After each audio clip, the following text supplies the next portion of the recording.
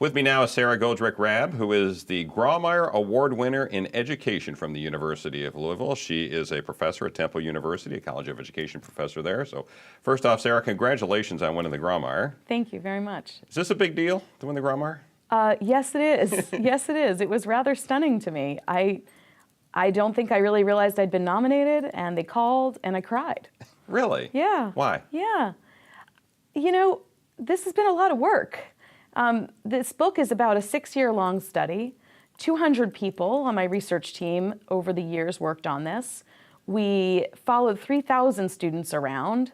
You know, I mean, it was just a massive investment of time. And then to write a book about it while trying to do justice to those students and those stories, it was hard. And I wrote it and I rewrote it and I threw the manuscript away and I started again. And to think that it's a book, let alone an award-winning book, it's kind of overwhelming.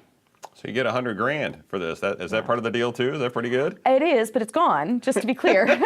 So, I mean, one of the reasons that I cried, frankly, was that I've been trying to put some resources into this issue. So, you know, I can't face these students and their challenges every day and not do something about it. And so when the book first came out, I started something called the FAST Fund. It's an emergency aid fund, and it gives money directly to faculty members who can in turn give it to their students as they need it.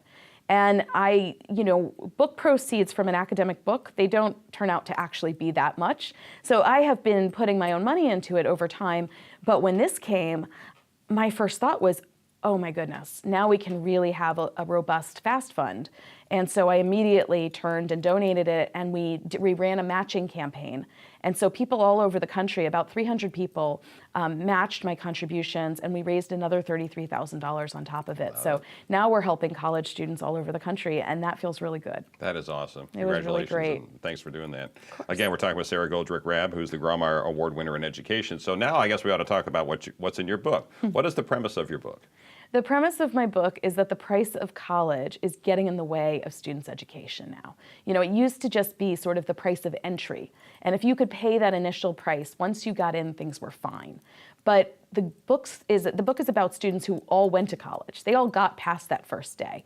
They all did the FAFSA, that horrible financial aid application. And then they started trying to go through school. And what I show is that the challenges they faced over and over and over again, at their core, were about money.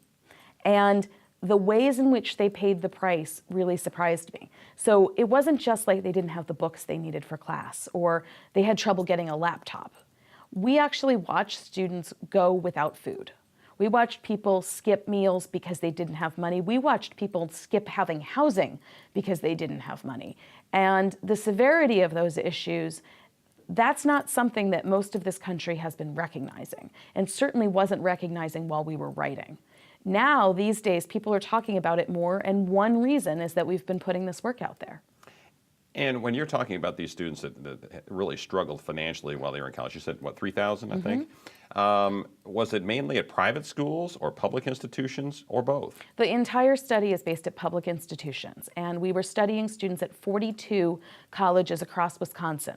So these were technical colleges, 2-year community-type colleges, and also 4-year regional publics, comprehensive institutions where people go to get bachelor's degrees, but they don't offer master's and doctorates, and also those doctorate granting institutions in the state. We were at the entire range of them, and these students were struggling everywhere we went.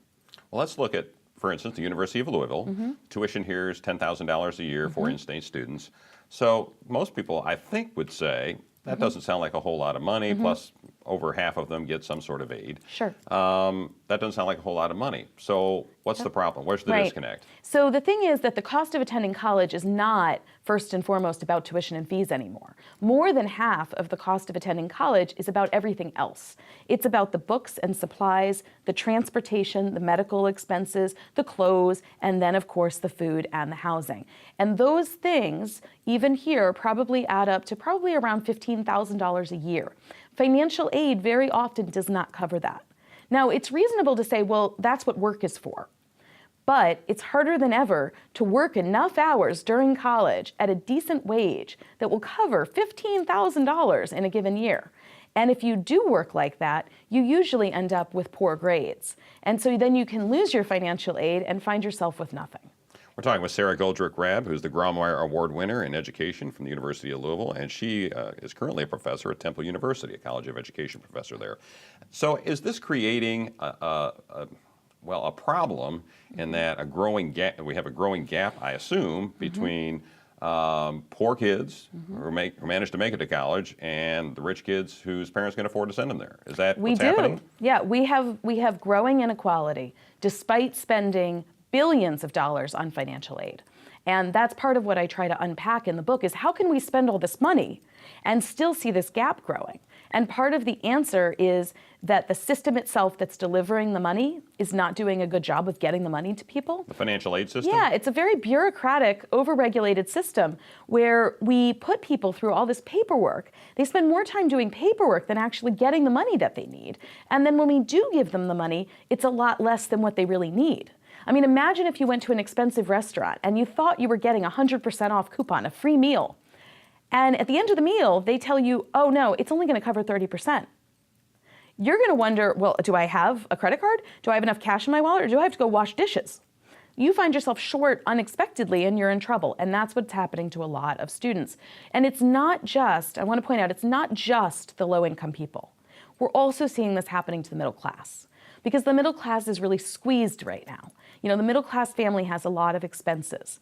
And so the pulling apart that we're seeing is not just between the poor and the rich. It's also that the middle class is falling further and further behind the rich as well.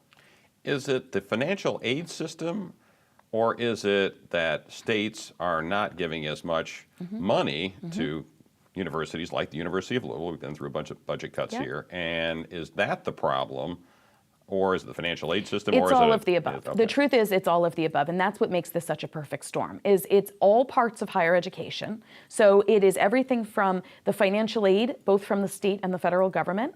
It is endowments that are not big enough, right, and that are hard to grow because people aren't donating to this. It is that states have cut budgets, and that means that tuition rises.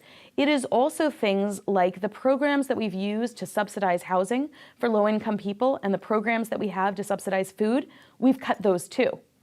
It's all happening at the same time. The value of the minimum wage is also falling, right? So you look at all of this at the same moment, at this moment when all these people think, well, I need to go to college. And I know there are people who say, well, look, the first thing should be tell them they don't all have to go to college. And that's not really true. The fact is that some form of college, a certificate, the ability to even just be a mechanic now requires a bit of post-secondary education. And all of these things have happened at that moment. Talking with Sara Goldrick-Rab, who's the Grawemeyer Award winner in education from the University of Louisville. As you've gone along here, you've said some controversial things. You've ruffled a lot of feathers. Is there anything out there that you would say, you know what, I shouldn't have gone that far. I shouldn't have beat up on those people that bad? You know what? Half of this battle in life, right, is about trying to reform policy and practice and perception. And changing people's minds on issues sometimes requires going pretty hard at their core beliefs. Sometimes we, I think, play too nice. I think once in a while it might hurt us personally, it serves a greater good to raise really big questions about actions. And you know, you might be referring to my former governor. I had a rough go with my former governor of Wisconsin. You know, I might regret a particular tweet or two, but other than that, I really don't regret doing battle with him because he's doing a lot of harm to that state, and not just to the students. People in that state are suffering. Their families are suffering. They're not getting ahead. They're being denied educational opportunities at all levels. And I'm not sorry for saying something about that. If you could wave a magic wand, all of a sudden you're the emperor of the United States, all right? Not president, because I don't know how much the power they have, but you're suddenly the emperor of the United States, and you're looking down the road and you're saying, we've got this disparity in education now because of the cost, and here's what's going to happen if we don't do this.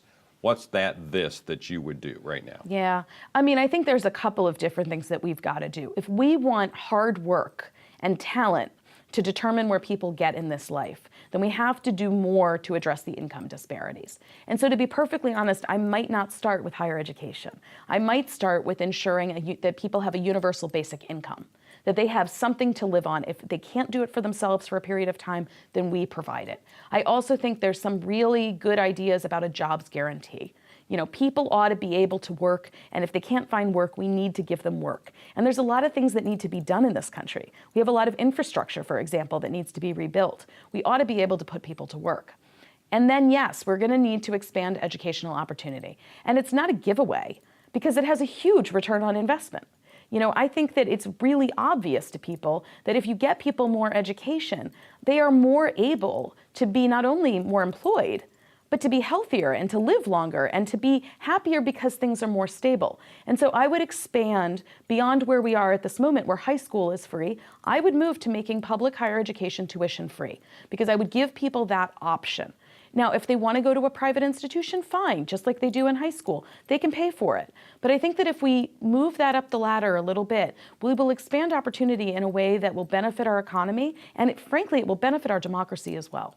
I know Georgia's done the free community college, and there's a couple other states that may have done the same thing, but So, it's yeah. a lot of money. Well, you know, Oregon is doing it, and they're doing it for about $10 million a year. I mean, frankly, it's not actually that big a part of their budget. New York is doing it in a kind of a strange way. Tennessee is doing it very, very well, and it's having big returns. You know, you have to spend money to make money. That's what I'd say. And I think oftentimes we spend money on things that don't make money. You know, spending money on prisons does not make money, but we do it all the time. And we spend money right now on for-profit colleges and universities, places like the University of Phoenix. You know, how many people on April 15th, when they file their taxes, know that they are contributing to the advertising budget of the University of Phoenix? You know, people need to get educated on those things because we could stop doing that. We could tell Congress, stop spending money on those for-profit colleges and put that money into public higher education, and we wouldn't have to raise taxes then to make it free. I know you wouldn't get much debate from the University of Louisville and the public institutions about that one. Final thoughts on winning the Grawemeyer Award in education? Well, I think that what these kind of awards do is they help to lift up certain messages, you know, and I think it's important that a committee read these things and that the scientists, in other words, really looked and said, you know, what is legitimate here? You know, this isn't a piece of advocacy. I mean, I have to say, people can pick up the book. You can clearly tell my political opinion, but I'm not hiding it. What I give you in the book is a transparent look at data that was systematically collected over a long period of time. Chapter 10 includes my recommendations. Agree or disagree with them, my main point is that we have to pay attention. And I appreciate that the Grawemeyer Award doubles down on the need for that attention. Sara Goldrick-Rab, the winner of University of Louisville's Grawemeyer in Education Award. Congratulations again. Thank you. Appreciate it.